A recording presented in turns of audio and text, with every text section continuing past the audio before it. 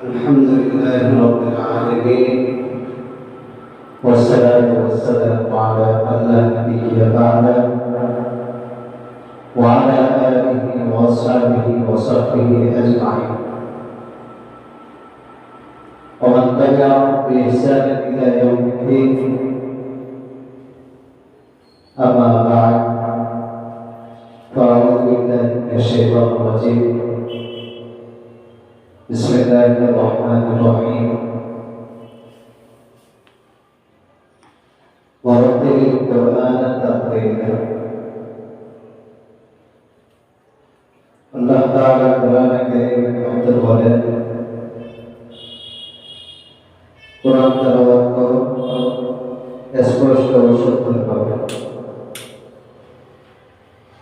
কোরআনের আরেক আয়াতের মধ্যে আল্লাহ তাআলা বলেন ولقد يسرنا القرآن للذكر فهل من مدكر আমি কোরআন মাজিদকে শিক্ষার জন্য অতি সহজ করেছি খুব সহজ করেছি রাসূলুল্লাহ সাল্লাল্লাহু আলাইহি ওয়াসাল্লাম বলেন খায়রুন নাসি وخير من يمشي على وجه الأرض معلمون كتاب الله حضرت ابن عباس رضي الله تعالى عنهما বর্ণিত তিনি নবী করিম সাল্লাল্লাহু আলাইহি ওয়াসাল্লাম হতে বর্ণনা করেন মানুষের মধ্যে এবং পৃথিবীতে যারা চলাচল করে তাদের মধ্যে সবচেয়ে উত্তম ওই ব্যক্তি যে লোকদেরকে আল্লাহর কোরআন শিক্ষা দিয়ে থাকে রাসূলুল্লাহ সাল্লাল্লাহু আলাইহি ওয়াসাল্লাম আরেক হাদিসের মধ্যে ইরশাদ করেন ইন্নাল্লাহা ইউহিব্বু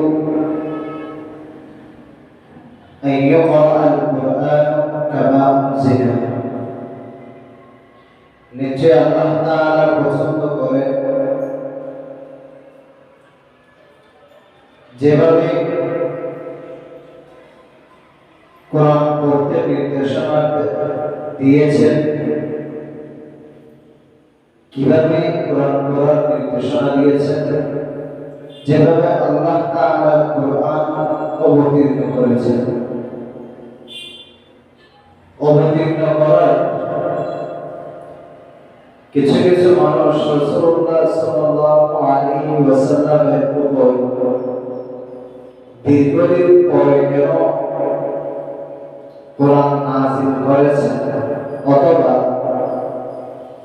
লম্বা সময় কেন আল্লাহ তাআলা এই কোরআন রাসূলুল্লাহ সাল্লাল্লাহু আলাইহি ওয়াসাল্লামের কাছে পাঠিয়েছেন এই প্রশ্ন করে থাকেন এই প্রশ্নের জবাবে দুইটি জবাব সচরাচর যেটা প্রসিদ্ধ এক নাম্বার জবাব হলো যে সময় যেটা দরকার ছিল সেটা আল্লাহ তাআলা রাসূলুল্লাহ সাল্লাল্লাহু আলাইহি ওয়াসাল্লামের উপর অবতীর্ণ করেন দুই নাম্বারের জবাব রাসূলুল্লাহ সাল্লাল্লাহু আলাইহি ওয়াসাল্লামকে কিছু কিছু পাঠাতেন এই সময়ের মধ্যে যখন অতিরিক্ত পাঠাতেন তখন রাসূলুল্লাহ সাল্লাল্লাহু আলাইহি ওয়াসাল্লাম সহ্য করতে পারেন নাই অথবা পারতেন না এটার দলিল হচ্ছে রাসূলুল্লাহ সাল্লাল্লাহু আলাইহি ওয়াসাল্লাম একদিন কঠিন জ্বরে রোগে আক্রান্ত হল ধৈর্য ধরতে না পারে শক্তি বহন করতে না পারে এই কারণে রাসূলুল্লাহ সাল্লাল্লাহু আলাইহি ওয়াসাল্লামের উপর বেশ বছরে কোরআন নাযিল করেন রাসূলুল্লাহ সাল্লাল্লাহু আলাইহি ওয়াসাল্লামের উপর যখন কোনো কিছু হতো যেমন কাফেররা রাসূলুল্লাহ সাল্লাল্লাহু আলাইহি ওয়াসাল্লামের কাছে মিথ্যা কথা বলতেন। এটা আল্লাহ তাআলা কোরআনে কারীমের মাধ্যমে বলে দিলেন। কেউ বাঁচার জন্য রাসূলুল্লাহ সাল্লাল্লাহু আলাইহি ওয়াসাল্লামের কাছে মিথ্যা কথা বলতেন, তখন রাসূলুল্লাহ সাল্লাল্লাহু আলাইহি ওয়াসাল্লামের উপর কোরআন অবতীর্ণ হতো। এই কারণে রাসূলুল্লাহ সাল্লাল্লাহু আলাইহি ওয়াসাল্লামের কাছে কে সত্যিকারের মানুষ, কে কেমন মানুষ সেটা পরিচয় পেয়ে যেতেন। রাসূলুল্লাহ সাল্লাল্লাহু আলাইহি ওয়াসাল্লাম দুনিয়ায় কারো উস্তাদ মানেননি। রাসূলুল্লাহ সাল্লাল্লাহু আলাইহি ওয়াসাল্লামের স্বয়ং উস্তাদ মহান আল্লাহ তাআলা। রাসূলুল্লাহ সাল্লাল্লাহু আলাইহি ওয়াসাল্লাম আমাদের শেষ নবী। এরপর আর কোন নবী আছেন আমাদের? আল্লাহ তাআলা রাসূলুল্লাহ সাল্লাল্লাহু আলাইহি ওয়াসাল্লামকে অনেক নামে ডাকতেন। অন্য কোন নবীকে অতিরিক্ত কোন নাম দিয়ে ডাকতেন না। কোরআন মাজিদ রাসূলুল্লাহ সাল্লাল্লাহু আলাইহি ওয়াসাল্লামের উপর অবতীর্ণ হয়েছে, ওইখান থেকে সাহাবীরা গ্রহণ করেছে। এভাবে এক প্রজন্মের পর এক প্রজন্ম এসে আজ আমাদের কাছে পৌঁছেছে এই কোরআন। এই কোরআন পাহাড় পর্বত গ্রহণ করতে পারে না। ইনসান নামের যেগুলো সত্যিকারের ঈমানদারগণ আছে, তারা এই কোরআন মেনে চলতে পারে এবং এই কোরআন মানে। এই কোরআন তারাই গ্রহণ করতে পারে। অনেকের প্রশ্ন আসবে, এই কোরআন তো কাফেররাও বুঝতে পারে। তার আগে বলছিলাম কাফেররা বুঝলে হবে, মানতে হবে, জীবন গড়ে তুলতে হবে।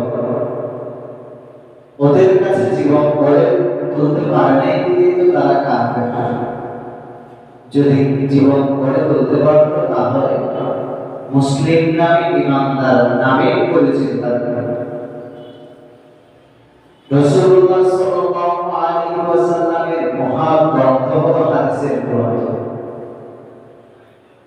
রাসূলুল্লাহ সাল্লাল্লাহু আলাইহি ওয়াসাল্লাম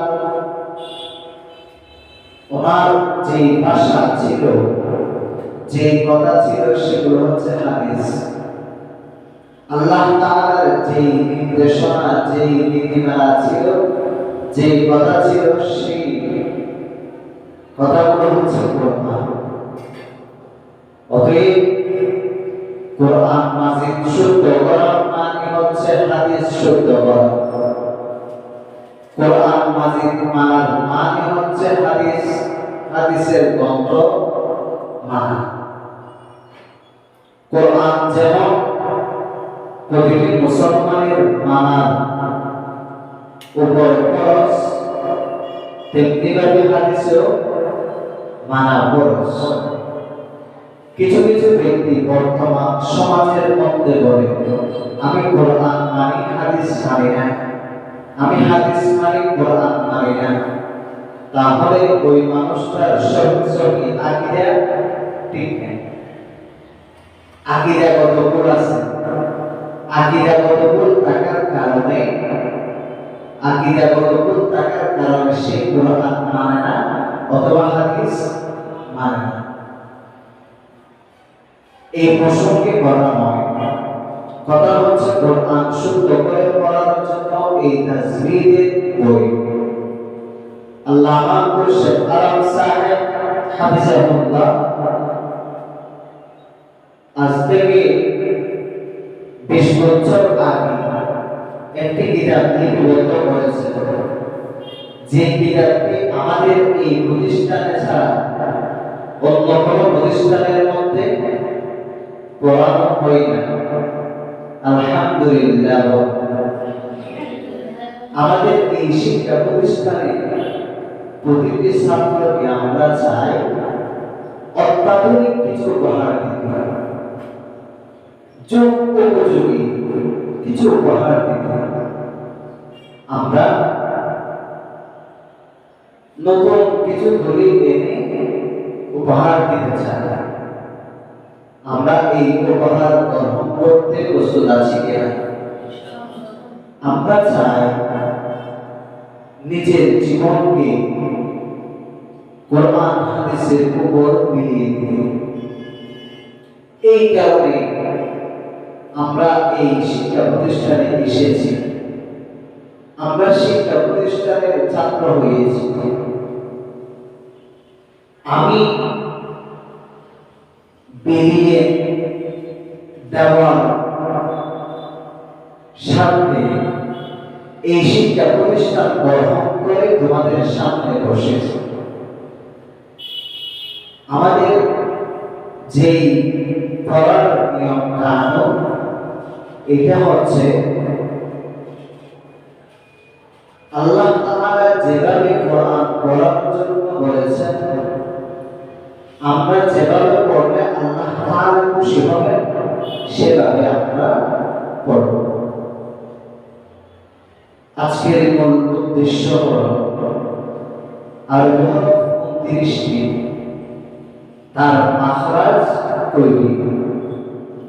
এই মাখরাজগুলো কোথা থেকে বের হয়ে আসে, এই মাখরাজগুলো কয়ভাবে বিভক্ত,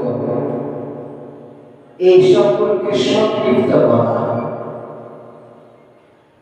আর 29টি মাখরাজ, আবার মাখরাজ 17টি। কয়ভাবে বিভক্ত? 5 ভাগে বিভক্ত। 5 ভাগে বিভক্ত যেগুলো আছে, 5 ভাগের বাহিরে কোনো কিছু আছে কিনা?